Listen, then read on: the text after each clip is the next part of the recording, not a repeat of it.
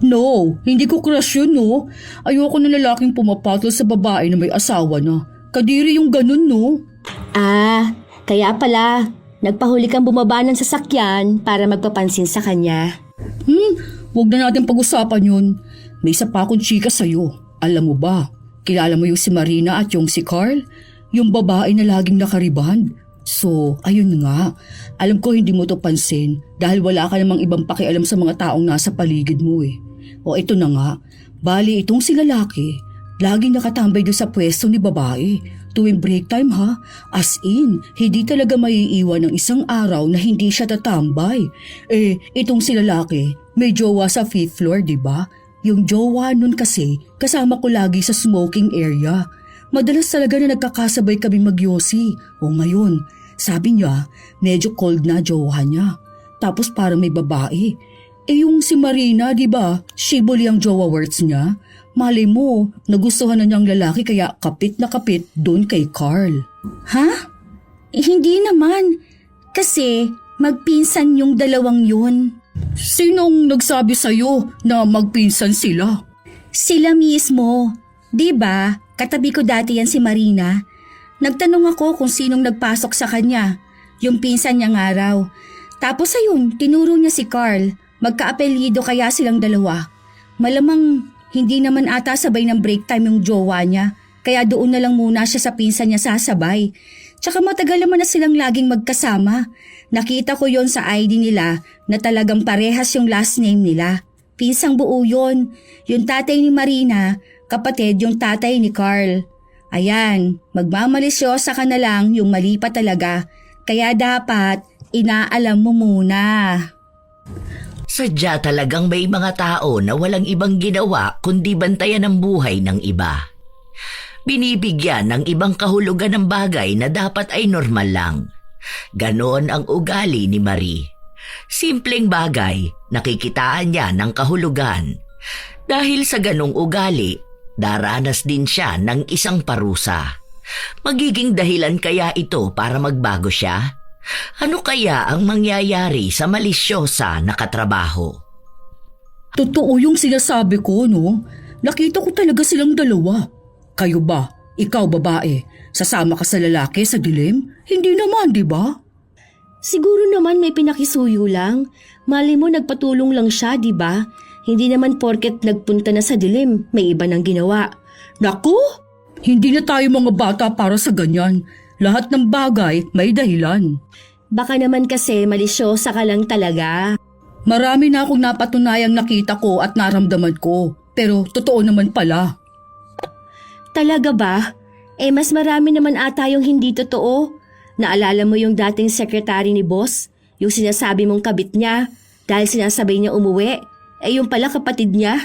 Iba naman yun. Kasi nakita ko naman na close sila. Malay ko ba na kapatid niya pala yun na gusto lang magtrabaho para sa OJT niya? Hindi naman sinabi sa atin ni boss. Yun na nga. Hindi naman kailangan magpaliwanag ng ibang tao sa ginagawa nila. Hindi ko nakasalanan yun ano. Ang dami kayang tao na nakilala ko na naging kabit nila yung sekretary nila. Sa mga palabas nga ganun di ba? Hay nako. Kung ako sa'yo te, bago ka manghusga ng ibang tao ha, siguraduhin mo muna na tama yung nakikita at naiisip mo. Dahil minsan, hindi natin alam na sa panghuhusga natin, mali na pala tayo ng sinasabi. Ang malala pa nun, pinapakalat mo pa sa ibang tao. Aba, ewan ko talaga kung anong mangyari sa'yo kapag nakakilala ka ng tao na magiging katapat mo, no? Halos 4 na taon nang magkatrabaho sina Marie at Arisha. Kahit na malaki ang agwat nila, silang dalawa ang madalas na nag-uusap. Sila kasi ang magkatabi ng pwesto sa opisina.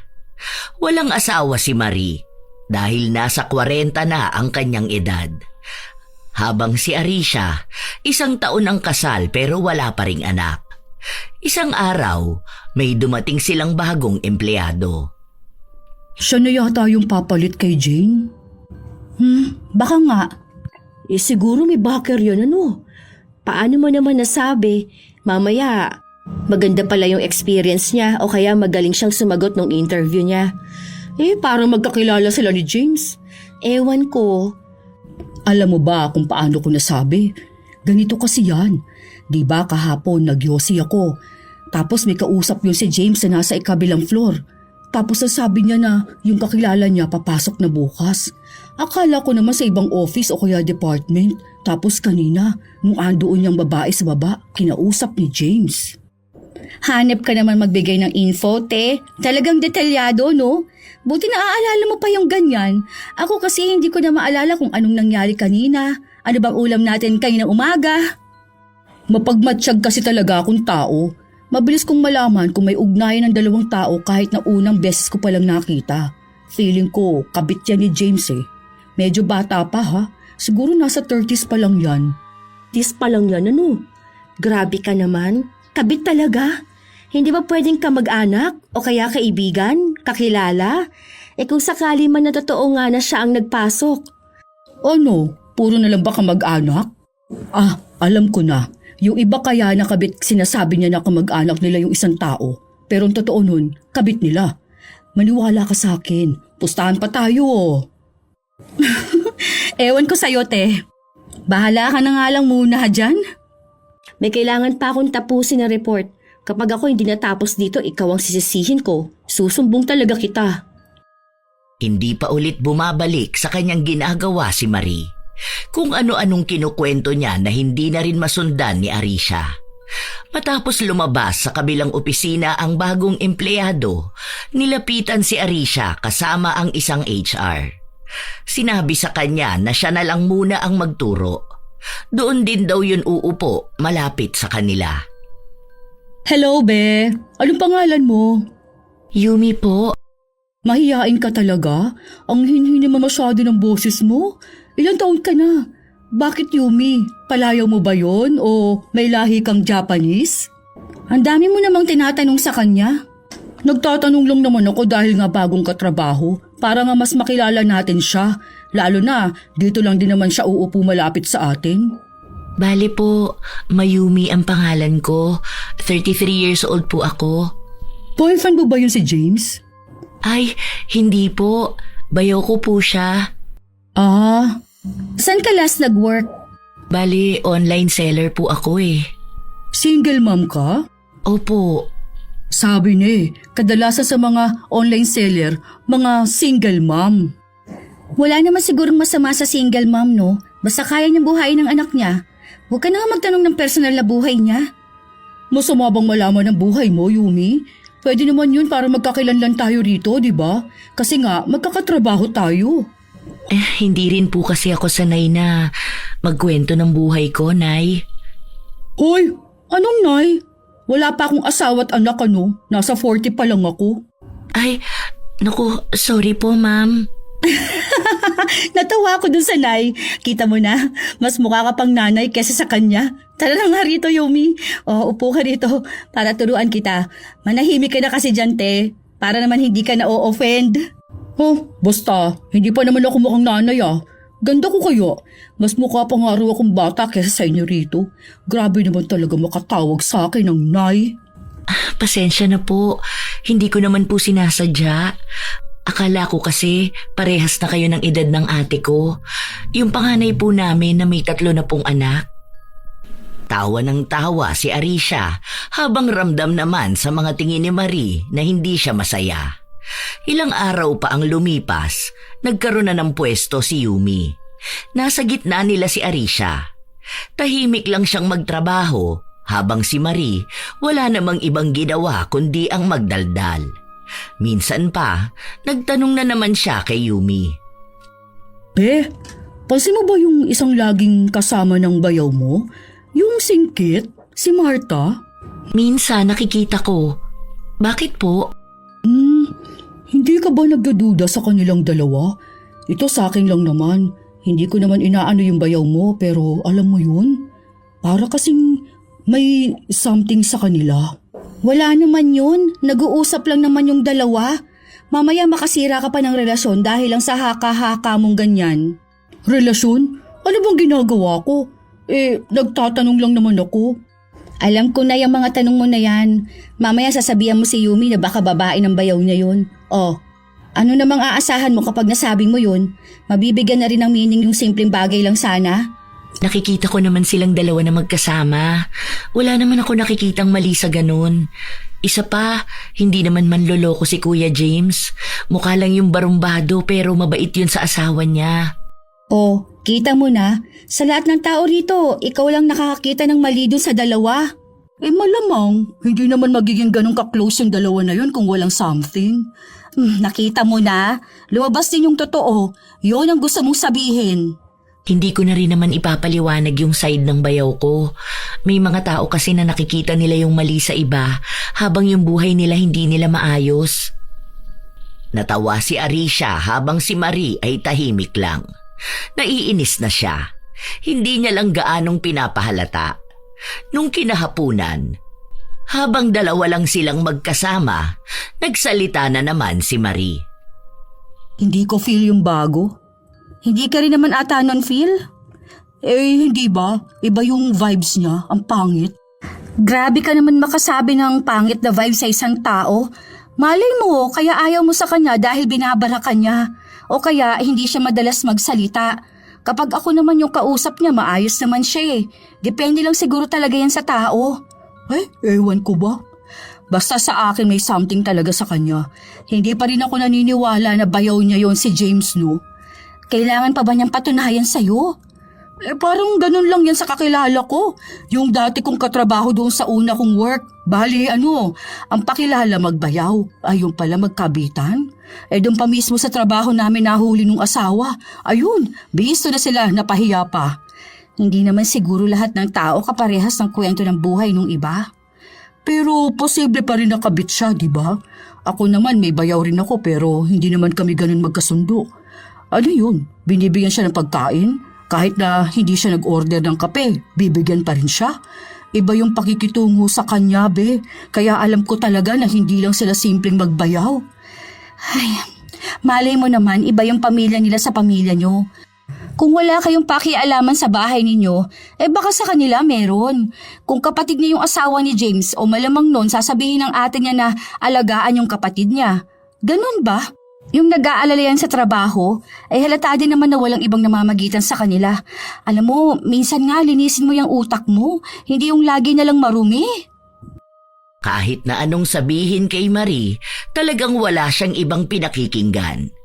Minsan pa, naghahanap siya ng bibilhan ng sigarilyo. Nakita niya ang isa sa mga tagalinis sa opisina nila. May kausap itong isang binatilyo. Tumatawa ang ginang habang humahampas pa sa braso ng binata. Maya-maya pa, lumapit na ito kay Marie. Bibili kang yosi? Ay wala na, mamaya pa lang ako bibili ulit. Naubos na eh. Ang bilis naman, huli kong kita kanina may 2 kaha ka pa. Binili na lahat. Binili ba talaga lahat o baka naman? Anong baka naman? Ay, alam ko na yung iniisip mo. Wala akong pinagbibigyan na iba rito, ha? Hindi sa akin galing yan, ha? Ikaw mismo nagsabi niyan. Baka mamaya niyan. Ewan ko sa'yo. Basta mamaya meron na ulit. Itatabi ko na yung para sa'yo. Bagong boyfriend mo ba yun? Sino? Yung kanina na katawanan mo, IT yun, di ba? Ang bata nun, te. Hoy, ikaw ha? Nagdadalaga ka na talaga. Baliw ka. Ang bata pa nun. Saka hindi ako naghahanap ng boyfriend. Naks naman talaga. Iba talaga ang karisma mo kapag nga naman may edad na nagiging mas maasim pa sa amin. Baka naman maunahan mo pa ako magkaroon ng boyfriend niyan, ha? Naku, wala sa akin ang ganyan. Ay, wow, para namang ang pihikan mo sa lagay na yan. Ikaw pa talaga yung hindi pa ready sa ganyan, ha? Nagtawanan lang silang dalawa. Matapos noon ay bumalik na sa upuan niya si Marie. Abala sa trabaho ang dalawa niyang kasama, kaya kahit na magdaldal siya, hindi siya kinikibo ng mga ito. Malapit na kasing matapos ang buwan, kaya ang dami nilang inuuna at inaasikaso. Pero nung nagkaroon ng kaunting pahinga, doon na naman siya nagsalita. Alam niyo si Ate Ana may boyfriend. Ayan ka na naman. Hindi to fake news, no? Totoo nga. Kita ko sila kanina, ang sweet nila. Ewan ko sa'yo, lahat naman ng nakikita mong tao sweet sa isa't isa. Oo nga kasi. O ganito yan. Nakita kong magkausap sila. Parehas silang tumatawa. Tapos si Ate Ana nakahawak sa braso ng lalaki. Sa IT department yun. Yung matangkad na lalaki. Kilala mo yun eh. Yung laging kasama ni Jason, yung kulot. Tanga, ang bata pa nun. Nasa 20s pa lang yon. Oh, bakit? Hindi ba pwede yun si Ate Ana? Oh, di ba? Kahit na nasa 50 plus na siya. Pwede naman kung landian lang dito sa office, may sugar mommy siya, o diba? Libre na siya ng yosi tapos ibang pagkain. Papatusin na yun, ah. Basta kapag ikaw ang nagsasabi, hindi ako naniniwala. Ikaw na yan eh. Kahit simpleng tawanan lang eh kung ano-anong meaning lang binibigay mo. Ah, ayaw mo pa maniwala sa akin. O tingnan mo kasi sila sa mga susunod. Ikaw, Yumi, kilala mo ba yon si Ate Ana? Kilala ko naman. Siya yung nagpa-order sa akin ng merienda nung nakaraan. Ayun, siya nga. Matanda na, di ba? Nadaig pa tayo na may boyfriend na. Sinabi niya bang boyfriend niya? Hindi nga niya inaamin sa akin. Pero tong tawa niya kanina, halata na may something silang dalawa. Baka low-key lang sila. Hindi naman po pala sinabi. Hanggat hindi sinasabi ng isang tao, huwag mong pangunahan. Minsan kasi akala natin alam na natin ang mga bagay-bagay, pero mali tayo ng iniisip. Kung tunay man o hindi, kung wala namang masama, hayaan na lang natin. Oh, panis ka ngayon. Anong panis? Pagkain ba ako? Huwag mo na kasing pakialaman ng mga tao. Huwag ka na kasing maging malisyosa. Ay bakit? Hindi naman yung pagiging malisyosa, no? Ikaw ba naman hawakan ng babae ang braso ng lalaki? Anong ibig sabihin nun? May something sila. Bibigyan mo talaga ng mali siya yun. Pero minsan po kasi, pwede naman na komportable sila sa isa't isa kaya ganun. Madalas noon kapag matanda na ang babae, parang nanay-nanayan nila. O kaya yung mga palabiro, kagaya nga ni Ate Ana.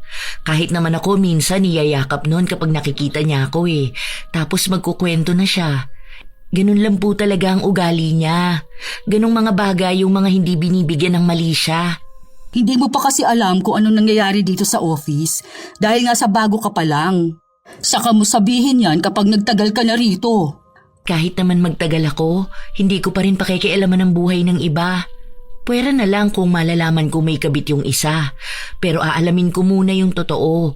Hindi yung magbibigay na agad ako ng hatol na may relasyon sila dahil lang sa nakita ko silang nagtatawanan. Oh, ano ka ngayon? Oh, walang pikunan ha? Namumula ka na dyan sa inis.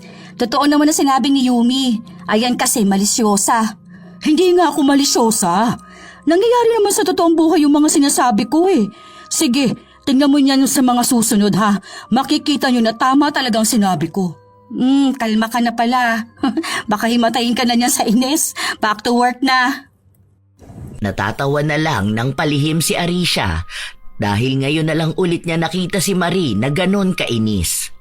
Ilang araw pa ang lumipas kung ano-ano pa rin ang sinasabi ni Marie tungkol sa ibang tao. Isang beses pa, nung pauwi na silang dalawa ni Arisha at naghihintay ng jeep, nakatuon ang atensyon ni Marie sa kabilang pila. Yun yung magbayaw oh. Sabay na uuwi. Hindi mo ba talaga ramdam na may something sa kanila? Malamang, nakatira sila sa iisang compound. Naniniwala ka naman sa isang compound? Oo, kasi yun ang sabi ni Yumi. Yun lang ang sabi, pero pwede namang hindi yun totoo. Baka naman palusot lang nila yun para nga magmukhang magbayaw talaga sila. Kawawa naman yung asawa ni James. Buntis pa naman yun. Bakit ba lahat ng tao na nakikita mo ay pinaghihinalaan mo na gumagawa ng kung ano-ano? Dahil magaling akong kumilatis ng tao. Alam ko kung kailan at paano sila kumikilos. Yung mga mukhang normal na galawan, meron na palang kakaiba. Ay sus, puro ka hinala, kaya hindi ka nagkakaroon ng asawa. Pinili ko naman yun kung bakit hindi ako nagkakaroon ng asawa, no? Isa pa, ang mga lalaki na yan, mga sakit lang sila sa ulo, no? Nasasabi ng babaeng walang asawa. Paulit-ulit ka naman sa walang asawa. O sige, edi matandang dalaga. Kaya ikaw, bantayan mong maigi ang asawa mo, lalo na sa trabaho niya.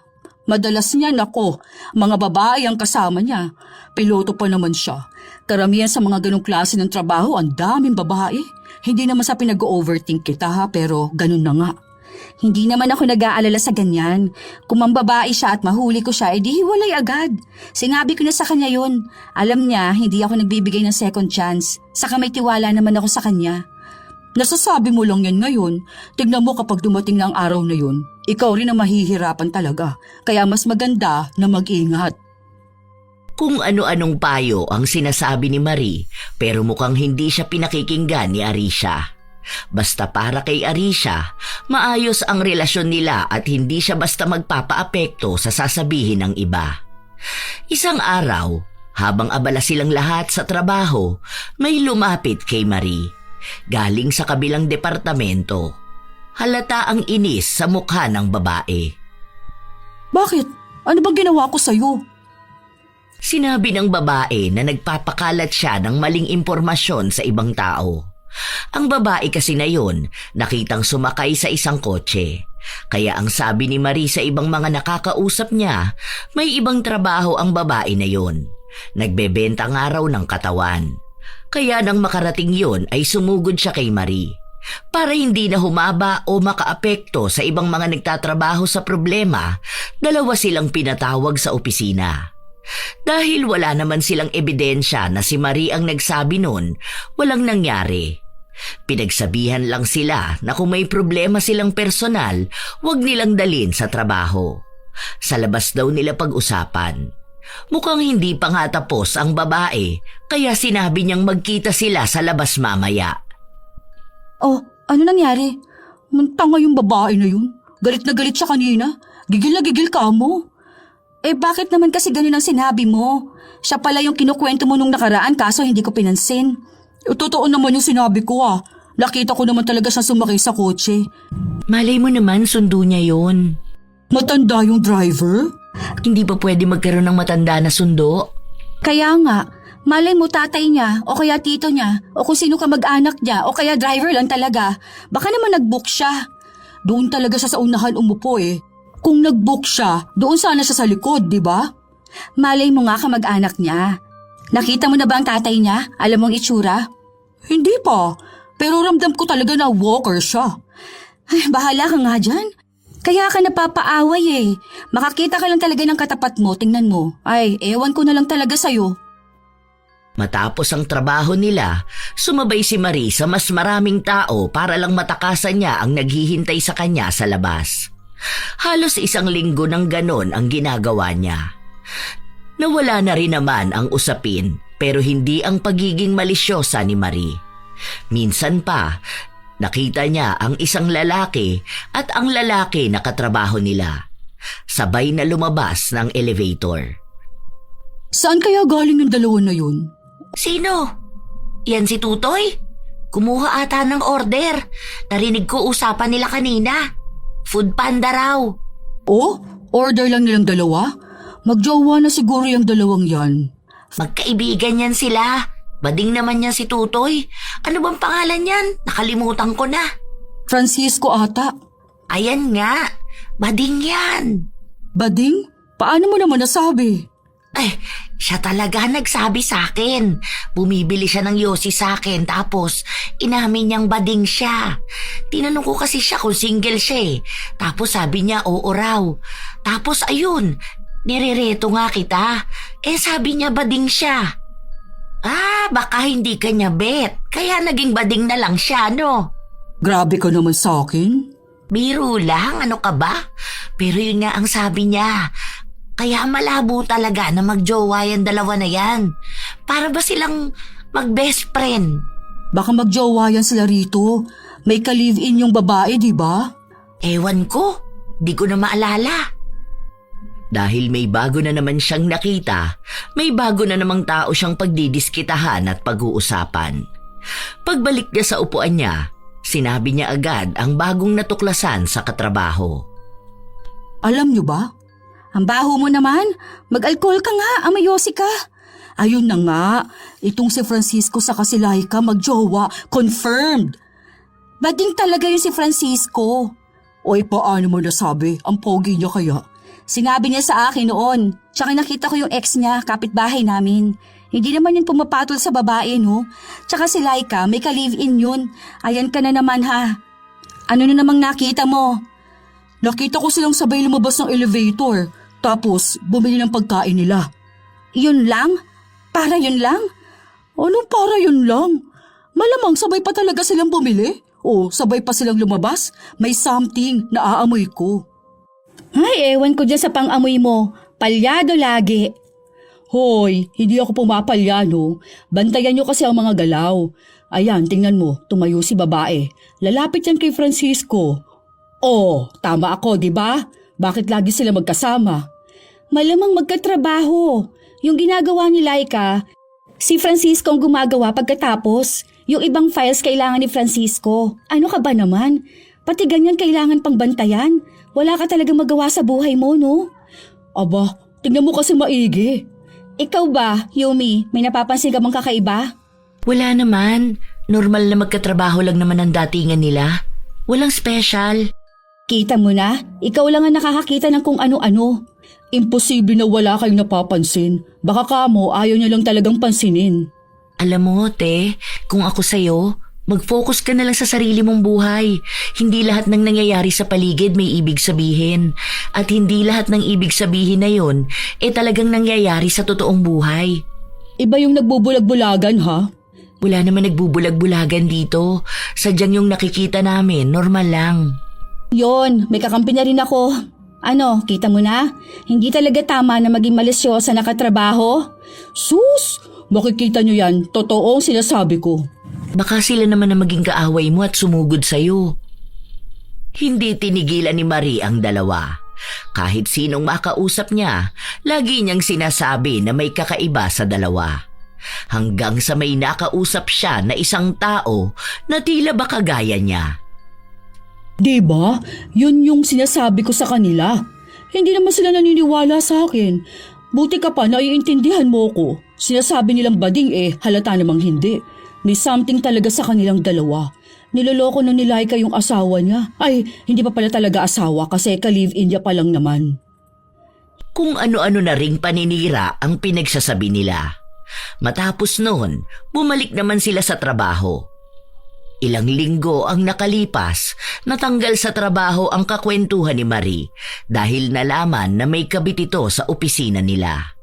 Mahigpit na ipinagbabawal yun, lalo na kung ang eskandalo ay makakasira sa kumpanya. Hindi mo siya naaamoy na may kabit? Akala ko ba magaling ka? Yun lagi mo pang nakakausap, dun ka pa hindi tumama. Alam ko na yun, hindi ko lang sinabi. Talaga ba? Kasi ang alam ko na kapag naaamoy mo, ang ginagawa mo pinagkakalat mo sa aming lahat. Sasabihin ko pa lang sana kaso naunahan na akong lumabas yung issue. Sige nga, sino yung kabit niya? Alam niyo naman yun. Hayaan niyo na siya, natanggal naman na siya sa trabaho. Nakikita ng mga may kabit dito na seryoso si boss na magtatanggal ng katrabaho na may kabit. Kaya sana walang iba rito na may kabit. Ikaw rin, Kamo, baka mamuro ka na niyan. Ang daming reklamo sa'yo, ha? Alam mo ba, direreklamo ka ni Julius? Bakit? Ano na namang ginawa ko? Di ba narinig natin yon, Yumi? Oo, pero hindi ko naman kilala kung sino yung Mika na binabanggit niya. Ah, si Mika yung babae niya? O bakit? Totoo naman yung nakita ko. Naabutan ko sabay silang bumaba ng basement o ano namang gagawin nila dun. Andun yung sasakyan nila. Dalawa sila may sasakyan? May kotse silang dalawa, di ba? Hindi mo ba nakita yun? Yung purple na sasakyan, kay Mika yun. Buti na lang hindi tinuloy yung reklamo sa'yo at natabunan nung tungkol dun sa kabitan na yan. Yarid ka talaga kapag nagkataon. Mag-print ka na ng resume mo. Gusto mo ba update na natin? Narinig ko rin pala yun. Ang sabi, parang bumababa ang performance mo. Kapag mas bumaba pa raw, pwede ka matanggal sa trabaho. Oo halatang hindi totoo. Nagsasabi ako ng totoo. Sinabi rin yun ni Kuya James. Hindi yan totoo, no? Ang bait ko kaya rito. Kahit na mukhang hindi kinakabahan si Marie, nakakaramdam na siya ng takot. Kapag usapin kasi ng pagtanggal sa trabaho, alam niyang pwedeng mangyari. Ganun kasi ang ginagawa sa iba. Kaya nagpakita siya ng mas maayos na galaw sa trabaho nila. Noong bumalik ang tiwala sa kanya, balik na naman siya sa dati niyang gawain. Isang araw, pumasok siya sa trabaho na wala si Arisha. Absent siya? Naka-leave yata siya ng 2 days. O bakit daw? Hindi nagsabi sa akin yung babae na yun Ayos talaga. Hindi niya rin sinabi sa akin eh. Basta aalis daw siya. May pupuntahan. May kadate siguro yun. May asawa na siya. Nasa malayo naman ang asawa niya ngayon. Pwede naman yung makipag-date. Ay, andyan ba si John? Wala rin. Alam na. Sino naman yun? Alam mo yung laging kasama ni James? Yung medyo bata-bata pa ang itsura? Yun si John. May gusto kasi yun kay Arisha. Nakita ko yun sila noon na sabay kumain. Nako, kaso nagpakasal na si Arisha. Ay ngayon na lang siguro ulit sila nagde-date kasi nga wala yung asawa. Kapag yun nabuntis talaga. Si Kuya Johnny. Wala talaga yun kasi may sakit siya. Tumawag yun kay Kuya James. Hindi nga raw makakapasok dahil may lagnat. Sus, lagnat ang pinakamadaling palusot sa lahat. Kahit na ang totoo nun, may katatagpuin yung iba. Maniwala ka sa akin. Iba rin yan umatake si Arisha. Simple lang yan pero madaling mahuli. Hindi naman siguro. Ramdam ko na hindi naman ganong tao yun. Kasal na siya tapos wala siyang ibang bukang bibig kundi yung asawa niya. May inaasikaso lang siguro yun ngayon. Maniwala ka naman dun. Sa bagay, maniniwala ka talaga dahil bago ka pa lang. Ako nakasama ko na yun ng matagal na panahon eh. Mas kilala ko siya kaysa sa kilala mo siya. Basta ang masasabi ko sa'yo, may something yun sila ni John. Nakikita ko nga silang nag-uusap at nagbibiruan pero halata naman na magkaibigan lang sila. Hindi kaibigan, kundi kaibigan. Ewan, basta feeling ko wala naman. Matagal ko na yung kasama sa trabaho. Bago pa maging asawa niya yung piloto manliligaw na niya yung si John. Hindi niya lang pinatos dahil nga mas mayaman naman yung asawa niya. Mas mabubuhay siya dun. Pero noon pa man feeling ko gusto na niya yun dahil pabebe rin siya kapag kausap yun. Hanggang ngayon alam ko may something pa rin sila. Nakita ko nga yun sila na magkasama galing pantry Baka dun yung tagpuan nilang dalawa. Mukha silang magkaibigan lang pero ang totoo nun may kakaiba. Alam mo, te, ang hilig mo sa something kahit na wala namang something. Meron talaga. Kung lalawakan mo lang ang pangunawa mo sa mga tao. Ako kasi ramdam ko talaga yon kapag may something. Nalalaman ko na agad bago pang malaman ng ibang tao. Yung iba kasi akala nila normal kahit na hindi naman talaga. Yung iba naman magagaling din magtago pero madali lang din silang mahuli. Pero parang malisyosa ka lang talaga. Makita mo lang dumatawa yung babae at lalaki may something na. Makita mo lang silang magkasabay maglakad. Hindi ba pwedeng normal interaction lang yun? Nagkasabay lang maglakad? Nagkasabay lang mag-order ng pagkain? Bigla lang may nakakatawa na nangyari tapos naikwento. O kaya iisa lang yung daan nila pa uwi. Iba naman kasi yung normal at hindi sinasadya doon sa meron talaga. Kaya ka napapaaway Napapaaway ako dahil nga takot yung mga yon na malaman ng totoo. Baguhin mo yung ganyan mong ugali kasi sa totoo lang hindi maganda. Ay, basta ako ganito na ako. Maniwala man kayo sa akin o hindi, alam kong totoo. Bata pa lang ako, ganito na ako. Nagkakatotoo naman ng pagbabasa ko sa mga tao. Sabi nga ng nanay ko noon pwede ako maging detective. Kasi nakikita ko mismo yung galaw ng mga tao na hindi madaling mapansin. Wala namang makaka-relate sa akin kung di ako lang mismo sa sarili ko, di ba? Mukhang hindi naman mababago ang paniniwala mo. Bahala ka sa buhay mo. Dahil nga wala si Arisha, walang gaanong kausap si Marie. Minsan kasi kapag nagsasalita siya, hindi siya pinapansin ni Yumi. Mas gusto pa nitong makinig na lang ng musika. Ilang araw lang din, pumasok na si Arisha. Kasabay pa nga niyang bumalik sa opisina si John. Kaya mas lalong nagduda si Marie. Sabi ko sa'yo may something sa dalawa na yan. Kita mo na, sabay pa silang pumasok ngayon. Nandito na kahapon pa si Kuya John. Wala nga, hindi ko naman siya nakita. Hindi naman siya lumabas ng office nila Andun siya sa loob dahil may sakit pa siya. Nakita ko siya nung uwian na kasi kasabay namin siya sa jeep. Gawa kwento ka rin para hindi mahalata, no? Totoo naman talagang wala siya kahapon Bakit magkasabay silang pumasok ngayon? Malay mo naman nagkasabay lang sa elevator. Hindi ba pwede yun? Maya-maya pa, lumapit na sa kanila si Arisha. Kaya nanahimik na lang si Marie. Iniba na lang niya ang usapan para hindi naman magmukhang pinaghihinalaan niya si Arisha. Pero mukhang alam na agad yon ni Arisha. Yung mga tingin mo nagkasabay lang kami sa elevator. Ang alin? Sino? Huwag ka na magmaang-maangan. Alam ko na yan. Ako pa ba? Nakita mo kami sabay kami ni John. Isa lang iisipin mo nun, may something kami. Hoy, wala akong sinasabi, no? Sa tagal natin magkakilala, alam ko na yung mga tingin mo. Nagkasabay lang kami. Hindi ibig sabihin nun na kaya wala ako dahil siyang kasama ko. O bakit bigla ka naman naging defensive? Hindi naman, nagsabi lang ako. Ay, kapag defensive pa naman ng isang tao, alam na. Bahala ka maghinala. Nagsabi lang ako kasi alam ko na yung tingin mo sa amin kanina. Ganun ka tumingin kapag naghihinala kang may something ang dalawang tao. So, may something nga kayo? Utak mo, may something. Hindi na tinigilan pa ni Marie ang katrabaho niya. Panay siya tanong na tila ba hinuhuli niya ito para lang mapatunayan niya na tama nga ang hinala niya. Pero wala naman siyang makuha na pruweba. Ilang linggo pa ang lumipas, may naging bagong empleyado sila. Minsan pang bumili ng sigarilyo si Marie kung saan nakita niya rin ang bagong empleyado na bumili kay Ana. Nahihiya ata sa'yo. Nagmamadali nung parating ka. Bakit naman siya mahihiya? Aba, ewan ko. Baka crush ka. Baka nga. Nakasabay kayo sa elevator nung nakaraan. Hindi makatingin sa akin. Parang iwas na iwas. Naks, parang magkaka-boyfriend ka na yan Alam mo ba kung ilang taon na yon? Nasa 37 na ata yon. Kaso hindi ko alam kung single ba siya.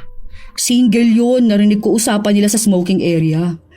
Yung pala baka ligawan ka na nun. Reto kita. Ayoko nga. Siyang kusang lumapit sa akin. Siyang may gusto sa akin, di ba? Dapat akong ligawan niya. Di ba? Ayoko niyang reto na yan. Sige, akong bahala. Kapag nagka-boyfriend ka na niyan, baka maging busy ka na lalo. Depende. Mataas kasi ang standard ko Baka hindi niya maabot. Natatawa na lang si Ana sa mga pinagsasasabi ni Marie. Ilang araw pa ang nakalipas. Laging tinitingnan ni Marie ang bago nilang katrabaho. Madalas niyang nakakasabay o kaya ay nakakasalubong. Hindi siya kinakausap nito kaya mas lalo niyang iniisip na may gusto sa kanya. Isang araw, nagpabili sila ng kape at ang bagong empleyado ang nagbigay sa kanila. Nakatingin lang si Marie. Hindi kumikibo ang lalaki kahit na iabot sa kanya ang kape. Hindi man lang ako kinakausap nun. May crush pa naman siya sa akin. Sino? Yung bago? Oo. Paano mo naman nasabi na may crush siya sa'yo? Ramdam ko lang. Paano nga? Nakatitig sa'yo palagi? Nakikita mong bigla na lang nakatingin sa'yo? Paanong feeling mo? Minsan, nakikita ko siyang nakatingin sa akin. Kapag nakikita o nasasalubong niya ako, parang nahihiya siya. Tapos, nung nakaraan, kinausap niya ako tungkol sa trabaho tapos biglang nahiya na. Basta ramdam ko talaga na may something siya sa akin. Mahiyain lang siguro siya, no? Baka naman iniisip mo lang yun. Hindi iba talaga. Tapos lagi siyang nakasmile kapag malapit ako, ganun. Tapos ayan, binigyan niya ako ng tissue tapos kayo wala, di ba? Mga ganun bagay ba? Mukhang simple lang pero may ibang ibig sabihin. Baka naman mabait lang siya. Normal lang naman yun. Baka assuming ka lang. Hindi, no. Tanong mo pa kay Ate Ana. Si Ate Ana pa talaga. Isa rin yung gaya mo. Siniship yung tao kung kani-kanino. Biglang sinasabing may crush si ganito kahit na wala naman. Nagpapaniwala ka rin dun no? Parehas lang naman kayong imbento. Tingnan mo kasi siya Bantayan mo kapag magkausap kaming dalawa. Ginawa mo pa akong tagabantay talaga. Sige lang, maging assuming ka lang. Sanay ka naman dyan maging malisyosa. Pati pagbibigay ng tissue sa'yo, iisipin mo na agad na gusto ka. Bahala ka sa buhay mo. Lumipas ang ilan pang mga araw. Bumubuo na si Marie ng kung ano-anong kwento sa utak niya. Katulad na lang kung paano magtatapat sa kanya ang binata. Nagugustuhan na rin niya ito kahit na wala namang malinaw na ibig sabihin ang mga ginagawa nito sa kanya. Lumalabas na rin na madalas na siyang nagpapapansin. Hanggang sa nakita niya ang binata na may madalas na kasamang babae. Oh, bakit naman nakabusangot ka dyan? May yosi pa naman ako. Ipinagtabi na nga kita at paubos na. Paano? Mukhang playboy naman yung si Mr. Right. Sino ba dun? Yung bago. Nakita ko may kasama siyang babae. Parang jowa na niya yun. Kaso yung babae na yun, may asawa na yun eh. Nasa kabilang floor lang. Hayaan mo na. Baka naman meron pa diyang iba. Ah, so meron nga silang relasyong dalawa? Naiinis ako. Sumbong ko yan sa asawa niya. Akala nila ha. Hindi pwedeng masasaktan lang ako ng ganito. Handa na sanang magsumbong si Marie pero nagkaroon sila ng team building kung saan kasama ang binata na nagugustuhan niya. Inaasar pa nga siya ni Arisha pero hindi na lang niya pinapansin. Ang tagal naman ng iba. Nasaan na ba yung mga yun? Baka naglalandian pa. Tignan mo yung si Jonathan at si Carla. May mga asawa na yung mga yan pero naglalandian pa. Landian talaga? Nagpatulong lang naman magbuhat ng gamit yung tao kung ano-ano na namang nakikita mo. Oh, nasa na pala yung magbayaw kuno. Magbayaw talaga sila. Ikaw, hindi ka lang kinakausap ng crush mo, ganyan ka na. No, hindi ko yun crush no. Ayoko ng lalaking pumapatol sa babae na may asawa na. Kadiri yung ganun no. Ah, kaya pala nagpahuli kang bumaba ng sasakyan para magpapansin sa kanya. Huwag na natin pag-usapan yun.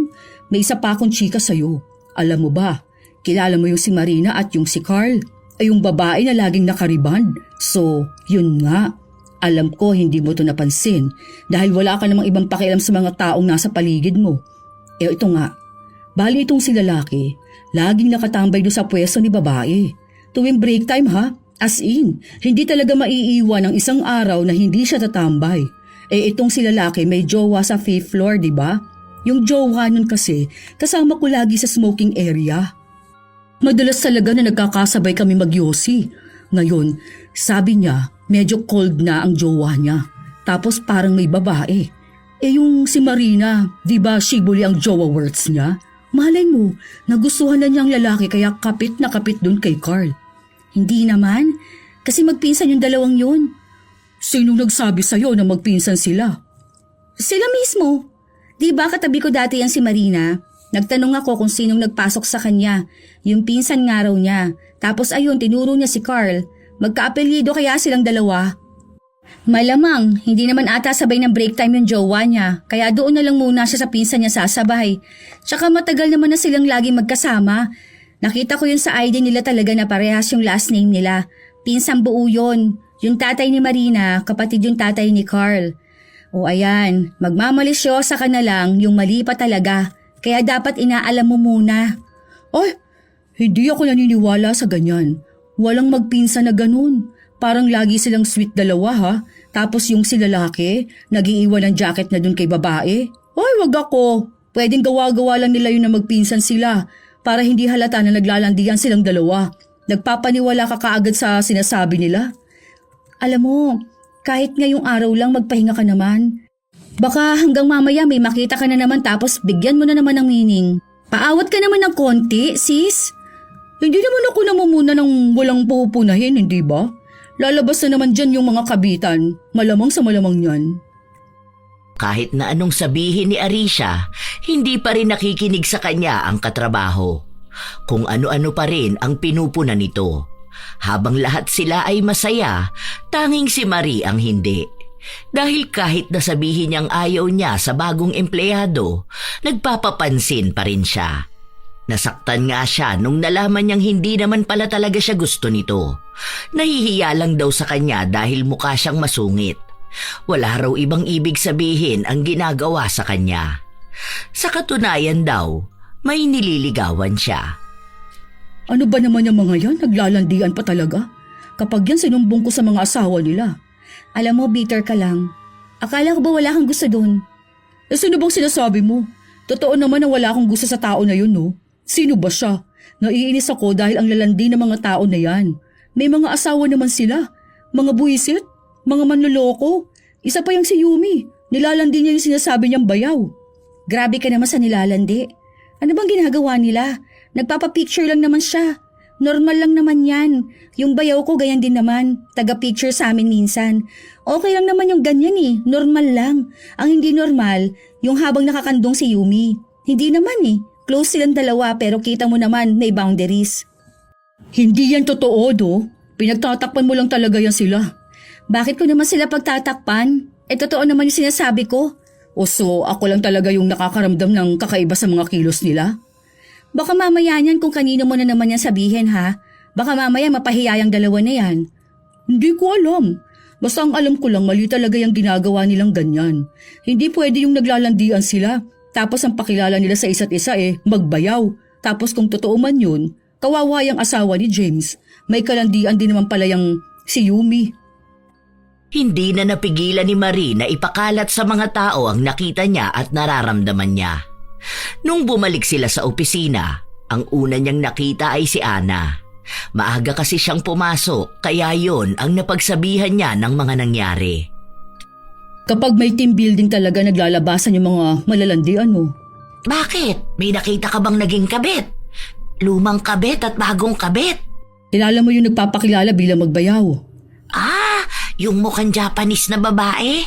Alam mo ba na nakita ko na naglalandian yung dalawa na yun?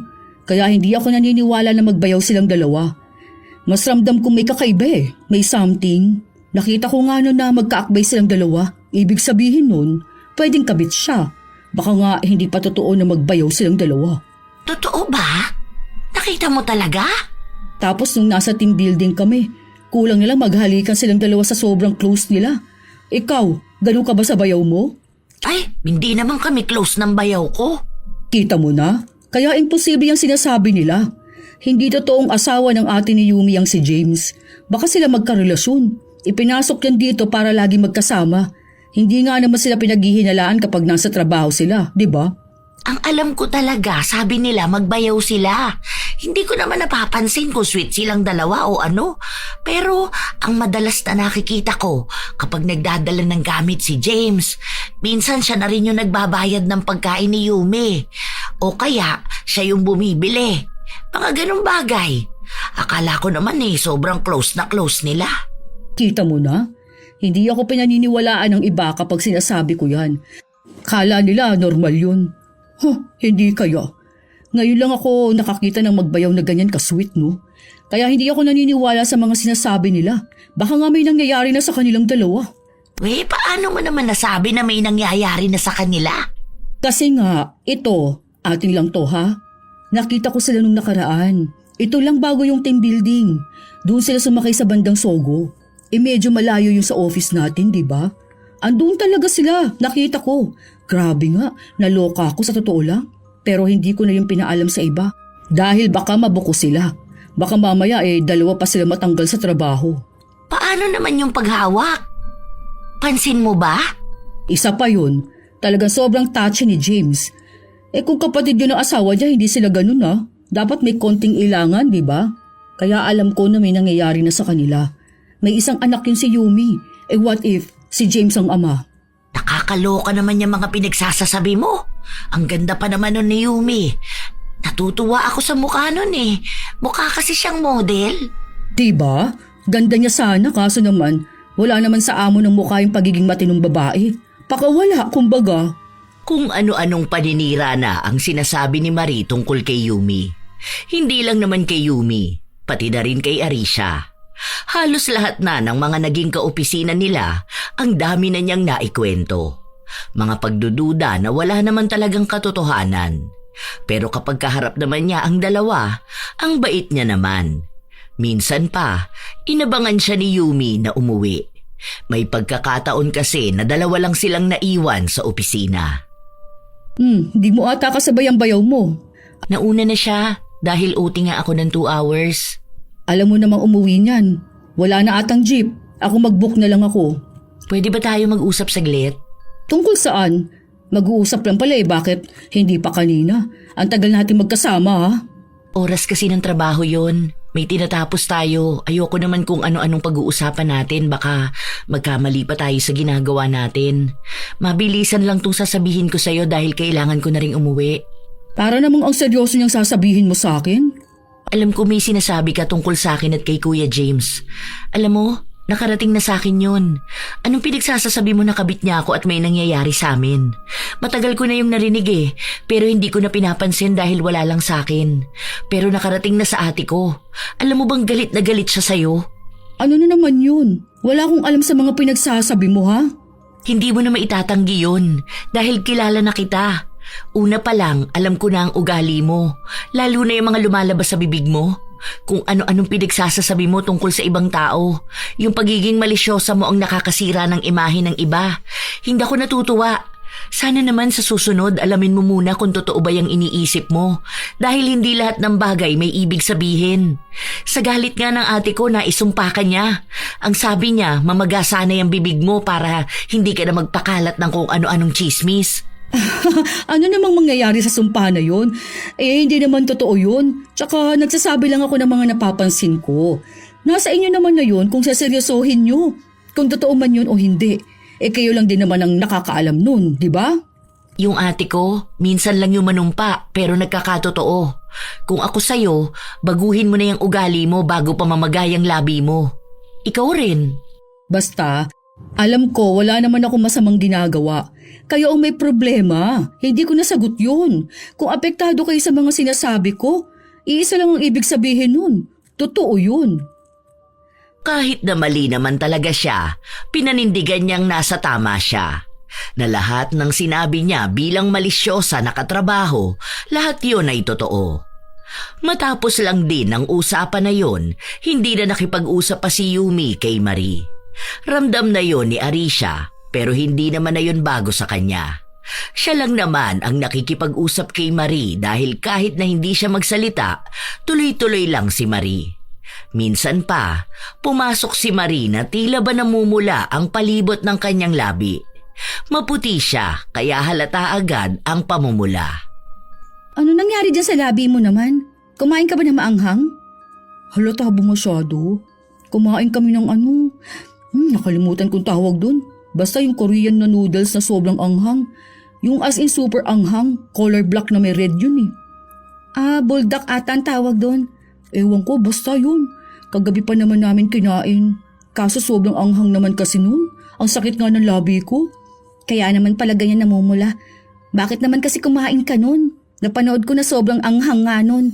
Hindi raw nila kinakaya. Masarap nga kasi. Tapos yung pamangkin ko, nag-vlog. Ganun yung content. Kaya ayun, bigla na lang niya akong isinali. Aray, sakit talaga oh. Grabe naman. Baka naman matatahimik ka na niyan. Huwag ka muna panay salita para naman gumaling na yan. Kakain ka kasi nun, alam mo na nga na hindi mo naman kaya ang maanghang. Hindi lang isang araw, kundi isang linggo na ang nakalilipas. Namamaga pa rin ang labi ni Marie. Mas malala nga lang ang pamamaga dahil sabi ng iba na para daw kinagat ng bubuyog. Nakaumbok ang labi niya. Madalas pang kumikirot at nagbabalat. Ang sakit naman nito. Grabe naman. Nagpa-check up ka na ba? Oo, nung nakaraan pa. May binigay na pamahid tapos gamot. Hindi naman umi-epekto. Pansin ko nga kapag umiinom ako ng gamot, mas lalong namamaga eh. Ang sakit. Tulad ngayon, ayan, uminom ako ng gamot. Parang labi na ng itik tong labi ko. Naiinis nga ako. Ang sakit. Aray ko. Anong klaseng sakit ba? Parang makirot, ganon? Mainit. Alam mo yung parang napapaso, ganun siya. Kakaiba na rin ata talaga yan. Baka naman nanuno ka na. Hindi naman totoo yung ganun, no? Sa may kondo naman ako nakatira, walang nuno doon. Nagpupunta ka sa bahay ng nanay mo, di ba? May mga puno sila doon. Baka ganun na nangyari. Baka kamo may sinisiraan siya sa pagiging malisyosa niya. Kaya ayan, labi ang tinirada sa kanya. Ay, oo nga. Tama nga naman si Yumi. Pwedeng ganun nga. Malamang alam na niya yung ibig kong sabihin. Kasi siya lang naman ang nakakakilala kung sino mga taong siniraan niya ang pangalan. Dahil ang iniisip niyang tama yung nalalaman niya. Aray ko. Grabe na ba kayo magsalita sa akin? Nasasaktan na nga yung tao. Kahit na namamaga na ang nguso ni Marie, hindi yun naging dahilan para tumigil siya sa pagdaldal at pamumuna sa ginagawa ng ibang tao. Nakakakita pa rin siya ng bagay na binibigyan niya ng ibang ibig sabihin. Isang araw, may katrabaho sila na nakikitaan niya na naman ng kakaibang bagay. Alam mo yung si Julius, sip-sip yan sa bus. Alam mo, nahihirapan ka na nga magsalita, ganyan pa sinasabi mo. Totoo naman na. Nakita ko yung kapit na kapit kay boss. Baka kumakabit yan. Alam mo, mawawalan ka ng trabaho kapag may ibang nakarinig niyang pinagsasasabi mo tapos isumbong ka kay boss. Alam mong mas mataas sa'yo yun. Siya nagpapasahod sa'yo tapos ganyan ang sasabihin mo. Kapag naman nalaman niya kayo lang naman ang nakakaalam no, malamang isa sa inyo magsasabi. Hindi totoo na sa amin mo lang yan sasabihin. Malamang yan makakarating pa yan sa ibang tao, lalo na kay Ate Ana. Kapag yan sinabi mo doon, isang araw lang kalat na sa buong office. Pati sa kabilang floor, makakarating yung pinagsasabi mo. Napansin ko lang naman yun. Noong mga nakaraan kasi sabay silang kumain. Hindi naman sila sabay nun. Nakita ko rin yun eh. Ang sabay sila yung pag-order. Hindi lumabas si boss nun, kaya nagpa-order siya ng pagkain. Tapos mag-isa lang siya sa office niya. Mali yung nakita mo, lalo mo pang minali yung kwento mo. Kaya lalong namamagay ang labi mo eh. Yung uso niya kamo nakatulis na. Ang taba pa. Kakaiba pa yung pamumula. Sobrang halata nga dahil maputi siya. Ewan ko ba dyan? Hindi na lang kasi magbago. Baka malay mo gumaling ka kapag natutunan mong huwag bigyan ng pansin yung mga normal na bagay lang. Sinabi ko naman na sa kanya yun noon. Hindi lang talaga siya nakikinig sa akin. Ewan ko ba dyan? Napapansin ko lang naman yung halatado. Kahit na hindi halata, binibigyan mo ng meaning. Yung nakasalubong lang o kaya nagkasabay mo lang, ang tingin mo na doon may relasyon na. Yung nagkatinginan lang, ang meaning mo na doon, may kakaiba na. Pwedeng kabit yung isa o kaya magjowa silang dalawa. Aray. Ang sakit naman. Aray ko. Sabi ko sa'yo nung nakaraan na magpatingin ka na sa albularyo, di ba? Ikaw tong magulo eh. Pero bahala ka dyan. Kapag hindi mo pa yan ginamot, baka habang buhay ka ng ganyan, mas lalong hindi ka magkakaroon ng asawa. Ang hirap naman ikis kung parang pato yung bibig. Pinagtatawanan siya ng dalawa habang sakit na sakit naman siya sa kanyang bibig. Kumikirot yun at mas lalo namang masakit kapag nagsasalita siya ng matagal. Pero kahit na ganon, nagsasalita pa rin talaga siya ng kakaiba sa kanyang kapwa. Kapag may nakikita siya, lalo na kapag nakakasabay niya lang, ginagawa na niya ng kakaibang kwento. May nakaaway pa nga siya, isa sa mga katrabaho niya. Sinabi niyang may relasyon sila ng gwardya dahil nakita niyang nireregaluhan siya. Pero ang totoo nun, pinaabot lang pala sa gwardya ang regalo sa kanya ng nobyo. Mabuti na lang at hindi na umabot pa sa taas ang awayan nila, kaya hindi na sila napatawag sa opisina. Kinutya lang ng babae ang labi ni Marie at ang katotohanan na kaya wala raw siyang asawa o kasintahan ay dahil sa kakaiba niyang pag-uugali na hindi magugustuhan ng ibang tao. Naka-leave pala ng 3 days si Jonah? Oo, vacation leave. Bakit ganun? Bilis niya naman maaprubahan. Wala pa naman kasing leave yun. Niwala nga yung absent. Tsaka deserve niya naman yun, no? Siya yung may pinakamagandang performance dito sa work. Daya, no? Crush kasi yun ng HR eh. Kaya ang bilis aprubahan. Iba talaga kapag pinopormahan eh. Ayan ka na naman. Paano mo naman nasabing crush siya ng HR? Alam ko na yun ng team building pa lang. Tingin ng tingin sa kanya. O kaya lapit ng lapit. Nagpapapansin sa kanya. Pampag-good shot eh. Kapag sa atin ang tagal. Hindi naman. Sa akin ang bilis lang din. Nag-try ka na bang mag-leave? Hindi pa. Wala pa naman akong gagalaan. Kita mo na. Ikaw tong hindi sumusubok. Walang may crush dito, no? Kapag may leave ka pa naman, pwede ka mag-file. Mabilis lang din yun. Subukan mo kasi. Hindi yung naiinggit ka sa iba, tapos paghihinalaan mo pa. Makarating yan sa HR, nako, yari ka talaga. Tila ba walang kinatatakutan si Marie? Kahit na ano na lang lumalabas sa kanyang bibig. Wala siyang pakialam kahit na naririnig ng ibang tao dahil para sa kanya, kaya naman niyang ipaglaban ang kanyang sarili. Hanggang sa lumipas ang ilan pang mga buwan, hindi pa rin siya gumagaling. Mas lumalala pa. Nakalobo na ang nguso niya. Hindi ka pa rin nagpupunta sa albularyo? Hindi naman kasi yun totoo eh. Galing na ako dun, nagalit yung matandang albularyo. Ayun, pinauwi kami. Bakit ba kasi nagalit? Ano bang ginawa mo? Tinanong ko lang naman siya kung totoo bang manggagamot siya. Hindi ka ako naniniwala sa mga ganun.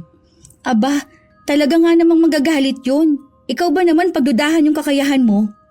Sino ba kasing nagsabi na totoo yung ganun? Ano ka ba? Noong unang panahon pa may mga albularyo na. May mga naniniwala na sa ganun. Kung hindi yan magamot ng doktor, baka nga nakasagi ka ng engkanto. O kaya, baka naman may galit sa'yo. Tapos, naganyan ka. May naalala na ako. Yung ate ni Yumi. Oh, ano naman kinalaman ng ate ni Yumi? Naalala ko lang ngayon lang mismo. Sinumpa ko nun eh. Totoo kaya yun na nangyari sa akin? Hindi kasi talaga ako naniniwala sa ganyan. Pero paano kaya? Baka naman may pagkademonyo yun, ano? Ewan ko ha. Baka nga sinumpa ka nun kaya ganyan. Nagalit siguro sa'yo. Yun ang sinasabi ko sa'yo kaya binabalaan kita na iwasan mo yung ugali mo na pagiging malisyosa. Alam mo, may mga tao na grabe ang bibig. Lalo na kapag galit sila, tapos nanumpa sila ng tao. Kaya nga sabi dapat alam ang lumalabas sa bibig. Ikaw ba naman kasi pag hinalaan mong asawa niya at ang kapatid niya? Isumpa ko kaya siya pabalik. Hindi naman matutuwid ng isang mali ang paggawa pa ng isa pang mali. Kung ako sa'yo, kung totoo man ha, humingi ka na lang ng tawad, tapos magbago ka, baka doon gumaling ka. Ano namang ihihingi ko ng tawad kung wala naman akong maling ginawa? Yan ang mahirap sa'yo. Hindi mo kasi alam kung anong mali ang ginawa mo. Bakit? Hindi ba mali yung pagiging malisyosa mo? Kailan naman naging mali yun? Sakit na naman. Ito na naman to. Hindi na naman maalis yung sakit. Grabe na nun talaga, Aray. Anong mali doon?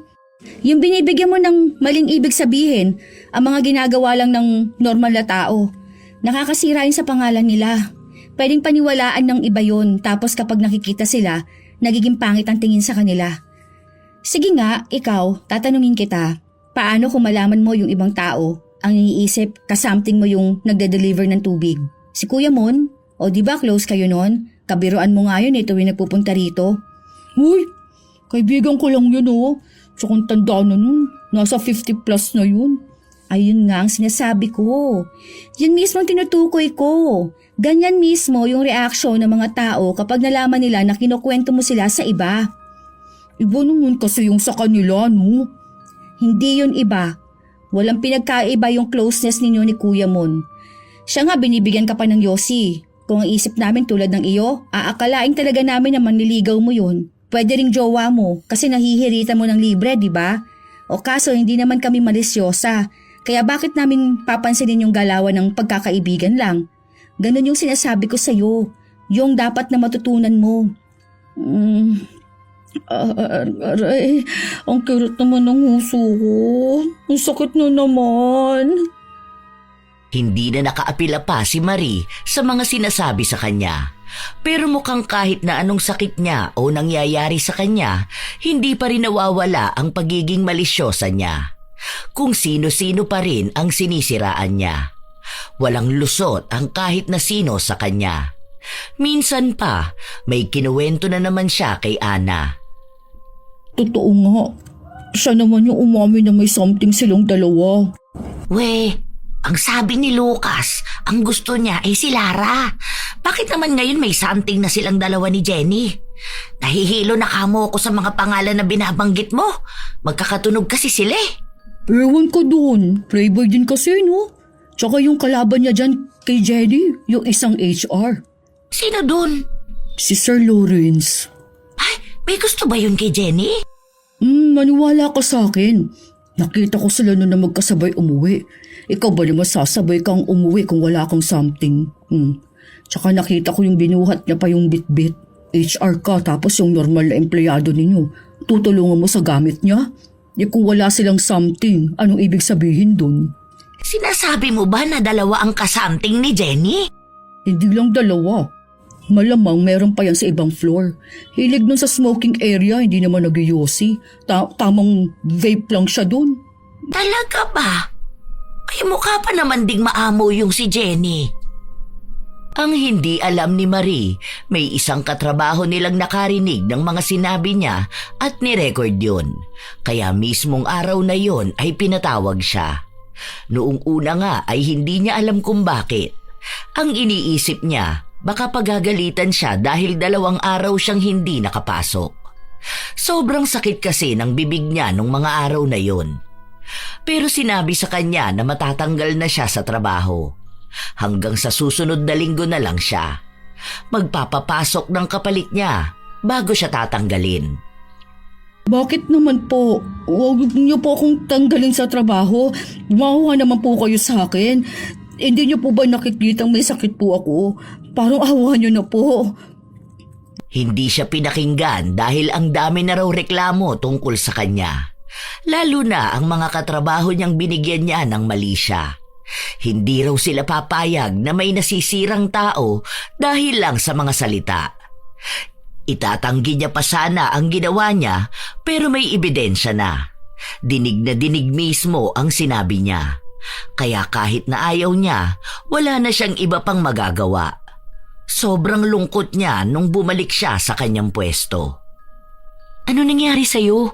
Para namang sobrang lungkot mo dyan. Galing kang HR? Tatanggalin na ako sa trabaho ko. Hindi ko na napakiusapan. Ha? Bakit daw? Anong ginawa mo? Pinagtutulungan nila ako. Hindi naman siguro. Baka may ginawa ka lang. Ano ba kasing sabi sa'yo? Baka mamaya may nakarating sa kanilang ginawa mo. Pwede kasing ganun. Wala Alam mo, kung wala kang ibang ginawa, hindi ka naman basta aalisin sa trabaho. Hindi mo na lang sabihin Parang alam naman na namin yun. Ginagamitan nila ako ng powers nila. Malamang mas mataas sila sa akin. Kaya nilang manipulahin lahat. Hindi mo lang sila naawa sa akin. Ganito na nga nangyayari sa akin. Hirap na hirap na nga ako sa buhay ko. Sakit kaya nitong nasa labi ko. Itong pamamaga na to. May sinabi ka ba na ikinagalit nila? Gusto lang kasi nilang pagtakpan yung kasalanan nila Totoo naman na feeling ko may something yung HR saka si Jenny. Ay, ayun na nga. Nakakita ka rin ng katapat mo. Tigas kasi ng ulo mo. Sinabi na nga sa'yo na hindi naman tama yung ginagawa mong ganyan Wala namang masama na ilabas ko kung anong nalalaman ko, diba? Kung ano yung nakikita ko. Hindi mo talaga kayang tanggapin na mali ka, na hindi tama yung mga pinapakalat mo at pagiging malisyosa mo. Mukhang hindi lang dyan sa pamamaga ng labi mo ang dapat mong maranasan para naman matuto ka. Ewan ko ba kung bakit hindi mo makita yung problema sa sarili mo. Masyadong mataas ang tingin mo sa sarili mo kaya ganyan. Basta ako nagsasabi lang ako ng nakikita ko. Hindi ko naman nakasalanan kung totoo ba yun o hindi. Basta kung ano lang yung tingin ko.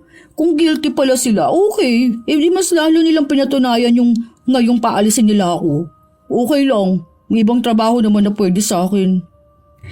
Hindi pa rin tanggap ni Marie ang lahat. Pinapatatag niya lang ang sariling kalooban para hindi masabi na masakit sa parte niyang tanggalin na lang basta sa trabahong ilang taon niyang pinaghirapan. Ilang araw pa ang lumipas kung ano-anong sakit na lang ang nararamdaman niya. Pero lahat ay kaugnay sa kanyang namamagang bibig. Kita mo na, may something talaga sa dalawang yan. Pakunwari pa sila. Uso naman talaga ang kabitan sa office. Kung hindi naman guilty ang mga yan, di naman ganun ang reaction nila sa sinasabi ko. Ang mamanhid lang ng mga tao rito dahil maging sila may ginagawa. Natigilan lang siyang magsalita nung kumirot ang kanyang labi. Maya-maya pa, lumapit sa kanya si Ana. Be, totoo ba yun? Yung tatanggalin na nila ako sa trabaho? Hindi yun. Yung asawa mo na si Mon. Huh? Sinong Mon? Yung nagde-deliver ng tubig.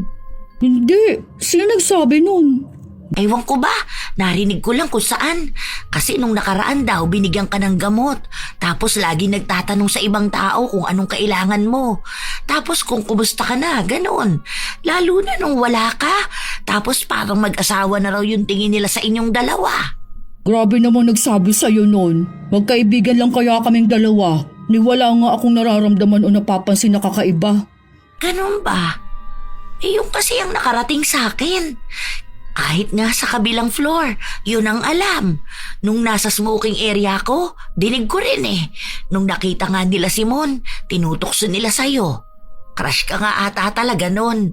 Single naman ata yun no? Hindi ko alam. Ayoko dun. Di naman ganun ang tipo ko sa lalaki. Tsaka magkaibigan lang kami nun. Naiinis naman ako. Grabe naman ang pagiging malisyoso ng mga tao sa paligid ko. May biro pa nga sila na kaya raw namamagayang labi mo kasi hindi ka raw tinitigilan ni Mon. Ay, ewan ko. Natawa nga ako nun eh. Kaya ganitong labi ko dahil may sakit nga ako. Hindi to dahil kay Kuya Mon. Matatanggal na nga ako sa trabaho, ganun pa rin ang pinagsasabi nila sa akin. Hindi ba sila marunong tumingin? Wala naman kaming something ng tao. Kahit na 2 linggo na lang si Marie sa trabaho niya, hindi niya naiiwas ang sarili sa mga sabi-sabi ng ibang tao. Dinig na dinig niya talaga kung paano sila magsalita sa kanya. Para bang sinadya na yon dahil nga paalis na siya. Minsan pa, may nakasabay siyang isang lalaki sa elevator. Nung nakita yon ng ilan sa mga katrabaho niya, ikinalat na may kakaiba silang relasyon nun. Kaya kahit na maglakad siyang mag-isa o may makasabay, ang daming balitang naririnig mula sa ibang tao. May isang nagsabi pa na kabit siya. Hindi niya kinakaya kaya umiiyak na lang siya. Minsan pang ang naabutan siya ni Yumi sa banyo na umiiyak. Masakit ba yung namamaga mong bibig kaya ka umiiyak? Hindi lang naman doon. Paano? Ang judgmental na mga tao.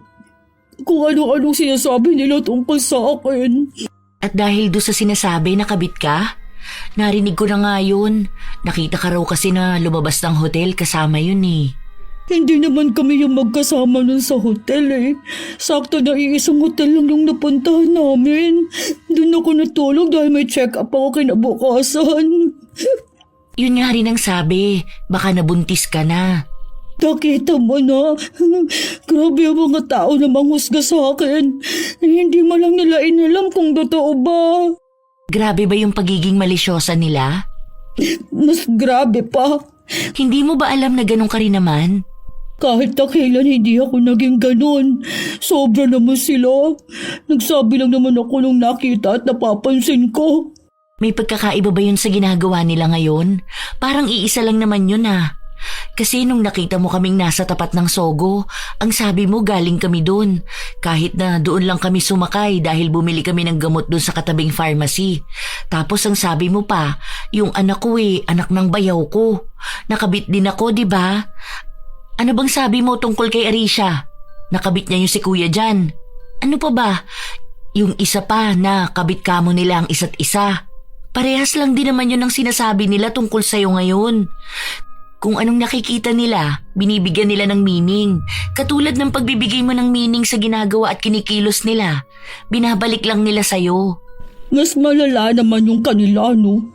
Kahit na wala namang katotohanan. Bakit? Yung mali siya na binigay mo sa amin, may katotohanan yung ganon para sa'yo? Kasi kasinungalingan lang din naman ang utak mo. Hanggang ngayon ba, hindi mo pa rin gets? Hindi mo pa rin alam kung anong lesson tong binibigay sa'yo? Hindi para parusahan ka. Hindi lang basta parusa, kundi para buksan ang kaisipan mo. Basta ang alam ko, wala akong masamang ginagawa. Kung patuloy mong ipangangalanda ka na wala kang masamang ginagawa, hindi ka gagaling. Hindi lilinis ang kasalanan mo. Dahil hindi mo alam kung paano mo gagamutin ang sugat. Kung hindi mo alam kung saan ka banda may sugat. Matalino ka naman sana. Hindi mo lang ginagamit ang utak mo ng maayos. Hindi na nakipagtalo pa si Yumi sa katrabaho dahil alam niya na kahit na anong sabihin niya, hindi naman din yun maiintindihan ng isang taong ayaw umintindi. Habang lumilipas ang mga araw, tila ba palala ng palala ang nangyayari. Minsan pa nga, dumating si Mon para magdala ng tubig sa kanila. Bago siya umalis, nagpunta siya sa pwesto ni Marie. Nag-abot siya ng pagkain. Dahil sa ginawa niya ay naghiyawan ang mga tao. Hiyang-hiya nun si Marie dahil lahat na ng kilos ni Mon may mali siya na sa kanilang lahat. Ayoko na. Hindi ko na kaya yung ganitong ginagawa nila sa akin. Ilang araw naman na aalis ka na, di ba? Hayaan mo na. Masasanay ka rin yan. Anong masasanay? Hindi yung ganun kadali. Dahil may sakit na nga ako. Para pang sinasabi mong maging katatawanan lang nila ako. Hindi naman yun ang ibig kong sabihin. Pero papunta na rin doon. Diba, ikaw na rin yung may sabi sa akin noon na masasanay rin naman ng mga tao sa pagiging malisyosa mo. Sinabi ko na sa kanya yan. Huwag mo na sayangin ang laway mo sa kanya. Hindi ka pa rin niya maiintindihan. Nagsabi ka na rin pala. Kaso lagi niyang sinasabi na wala siyang alam, na hindi naman daw niya ginawa yung ganun. O kaya katuwaan lang. Ngayon siya na ang katuwaan. Sobrang sakit ng loob niya. Grabe na siya maghinanakit. Nasabi niya pala sa'yo. Hindi ko na lang pala uulitin. Pero ayun na nga. Kung ano mang nararamdaman mo, ganyan mismo yung nararamdaman ng iba. Kung paano ka naging malisyosa, ganon din sila naging malisyosa sa'yo. Walang iba sa nararamdaman mo sa nararamdaman ng mga taong siniraan mo. Sana, kahit na wala ka na sa trabaho natin, magbago ka na. Baka yun yung paraan para gumaling ka. Baka kailangan mong aminin ng pagkakamali mo para naman makalaya ka rin. Hindi na kumibo pa si Marie. Hindi niya alam kung anong pwede niyang sabihin dahil napapahiya na rin naman siya. Wala man lang siyang kakampi. Hanggang sa dumating na ang araw na natanggal na siya sa trabaho. Simula noon, hindi na ulit siya nakahanap ng ibang trabaho. Walang tumatanggap sa kanya dahil sa sakit niya. Dahil iniisip ng iba na baka hindi niya magampanan ng maayos ang trabaho. Kahit na anong pakisuyo niya, walang nagagawa. Nung mag-isa na lang siya, tila ba may mga bagay siyang napagtanto sa buhay. Paano kung tama nga sila? Paano kung ako yung may mali? Pero paano ko naman mababagong sarili ko? Pati sa social media, hindi nila ako tinatantanan. Kada mag-like ng post ko, iniisip nilang may gusto o kaya kalandian ko. Paano ko naman lilinisin ang pangalan ko nito? Wala na akong kahit na ano. Maghapong umiyak si Marie. Hindi lang sa sakit niya kundi pati na rin sa nangyayari sa buhay niya. Gusto niyang sumuko pero tila ba may mga bagay na humihila sa kanya para magpatuloy. Nagpapakita ng liwanag para muling magsimula. Ang gagawin niya lang, baguhin ang isang bagay na dahilan kung bakit siya nagkaganon. Ginawa naman niya yon. Nung una, hirap na hirap siya dahil iniisip niyang baka hindi niya kayanin at bumalik lang siya sa dati. Pero nagpatuloy pa rin siya. Nagkumpisal siya ng mga kasalanan niya, kasabay noon ay ang pagbabalik loob niya sa Diyos. Ipinagdasal niya ang mga taong nagawan niya ng mali. Ang mga taong nasira niya sa ibang tao at ang mga kaluluwang nagalit sa kanya. Yun na lang ang pinakamalakas at nag-iisang paraan niya para lang maging maayos na ulit. Halos 1 taon. Walang palya siyang namamanata para lang gumaling siya. Hanggang sa unti-unti ngang nagbabago ang hulma ng kanyang bibig. Hindi man yun humihilom kaagad pero nakikitaan naman niya ng malaking pagbabago. Hanggang sa isang araw, nakita niya sina Arisha at Yumi. Uy, Ate Marie, kumusta ka na? Medyo okay na pala ang bibig mo ha. Hindi na siya ganun kamagano, pero medyo may mga pula pa rin dyan sa paikot ng labi mo. Oo nga, medyo humilom na siya. Anong ginawa mo? Ayun, nag-surrender kay God. Wow, totoo ba? Oo, nagsorry ako. Inamin ko yung mga mali ko. Nangako ako ng pagbabago tapos pinanata kong magiging maayos na ako. Naging maayos naman na.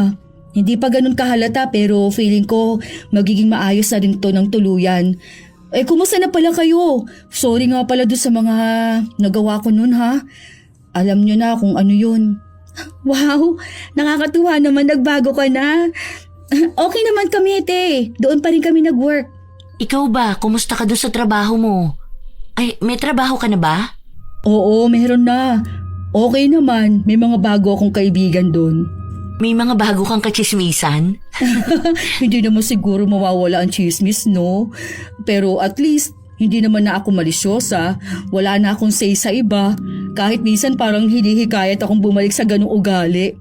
Kaya wag ka nang babalik sa ganun. Okay na nga yan na maayos ka. Mas blooming kang tingnan. Oo nga, baka mamaya may boyfriend na pala yan. Hoy, loko. Nanliligaw pa lang naman. Ay, kaya naman pala. Napakaganda naman talaga. Tunay na yon ha? Walang feeling-feeling at pagiging assuming. Siya na nagsabi na bigyan ko ng mali siya yung ginagawa niya. Doon na nagsimula ang malaking pagbabago sa buhay ni Marie. Nung nalaman niya ang sariling pagkakamali, natanggap niya rin na dapat siyang magbago. Minsan, hindi naman niya maiwasan na magbigay ng mali siya, lalo na doon sa mga halata. Hindi na niya sinasabi sa iba. Kapag alam niyang nagkakasala na siya, ipinagdarasal na lang niya yon. Sa panahong kasalukuyan, magaling na ang labi ni Marie. Naging magkakaibigan din silang tatlo na para kahit hindi sila magkakasama sa iisang trabaho, nagkakaroon sila ng balita sa isa't isa. Kasama na rin doon ang pagpapakasal ni Marie na gaganapin ngayong taon. Minsan talaga, may mga taong inuuna ang pagbibigay ng mali siya. Sa halip na unawain ang sitwasyon, mas pinipili nilang bigyan ng masamang kahulugan ang mga kilos na maaari namang maging normal at inosente. Ang bawat ngiti, usapan o simpleng pagkakasabay ay ginagawang kwento. Kwentong hindi naman nila sigurado kung totoo. Sa ganitong pag-iisip, mas nauuna ang hinala kaysa pag-unawa at mas nangingibabaw ang paghuhusga kaysa malasakit. Ang pagiging malisyosa ay hindi tanda ng katalinuhan o pagiging mapagmatsyag. Madalas, ito ay refleksyon ng takot, mga inseguridad o kawalan ng kapayapaan sa sarili. Kapag sanay ang isang tao na tumingin ng mali sa kapwa, unti-unti rin niyang nilalason ang sarili niyang isip. Sa kahahanap ng mali sa iba, nakakalimutan niyang ayusin ang sariling buhay. Mas nagiging mabigat ang araw, mas nagiging magulo ang isip, at mas lumalayo ang loob ng mga taong dapat sana'y kakampi. Walang sino man ang may karapatang magbigay ng hatol base sa bagay na nakikita o naririnig lang. Tandaan na ang taong hindi nagbibigay ng mali siya ay mas payapa ang buhay dahil hindi siya nabubuhay sa hinala kundi sa respeto at sa katotohanan. Kayo ba mga apo, nakakilala na ba kayo ng katrabaho na malisyosa? Yung tipong lahat ng kilos may ibig sabihin? Ibahagi nyo naman ang inyong kwento, kasabay na rin ng inyong opinyon ukol sa ating bagong kwento. Naway nakapaghatid ito ng magandang aral sa inyo. Shout out sa ilan sa mga masusugid na tagapakinig ng mga istorya ni Lola Telang. Zilpa Hara Reichert, Maggie Espejon, Editha De Vega, Lovely Valeza, Raymond Yao, Jubes Key, Florebe Calapardo, Mary Grace Pamisa, Yuan Solon, Maria Regina Valdez, Joy Marie Bele, Phils Valdeabella, Chris Alcantara, Teresa Barcelona, Rosemary Familiar, Elsa Haviña, Precious K. Catalogo, Alvin John A. Santos, Lydia Lopez, Sidney Crosswind, Supladang Pasaway, Gia Gigi, Chef M, at happy birthday kay John Rico Pontipedra sa March 13 at kay Kuya Dennis Gallo sa March 16, pati na rin kay Ellie Rose Padilla. Ito ang inyong Lola Telang at maraming salamat sa lagi ninyong pakikinig mga apo.